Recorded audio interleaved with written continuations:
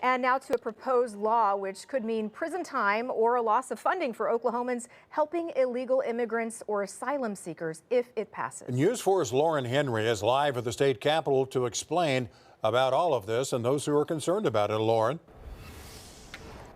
Kevin, Allie, like you said, charities and nonprofits could face up to $50,000 in fines or even a felony charge for providing aid to anyone without the proper legal documentation.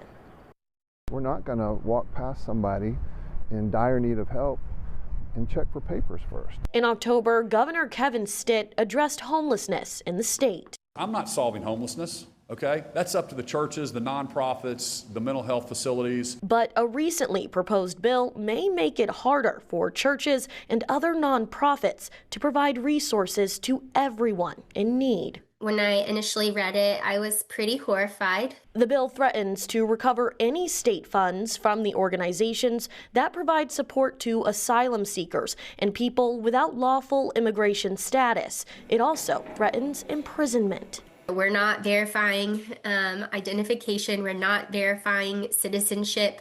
That is something that we just do not have the capacity to do. But it's the people running the organizations that could face a felony charge with up to 5 years prison time or up to $50,000 in fines. The Sparrow Project works directly with asylum seekers in the state. I would hope that our legislators would want us to continue to live as a caring, compassionate, community-driven state that lives our values, and that I would ask them not to stand in the way of us doing that.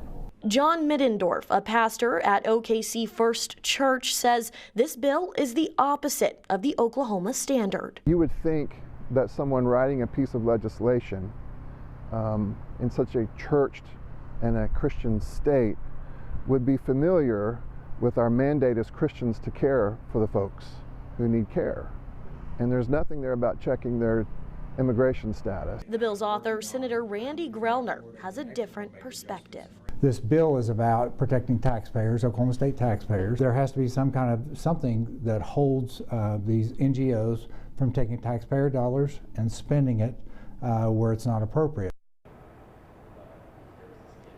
Senator Grellner says that the bill is set to be heard in committee in the coming weeks, and its language could be subject to change. In Oklahoma City, Lauren Henry, Oklahoma's News 4.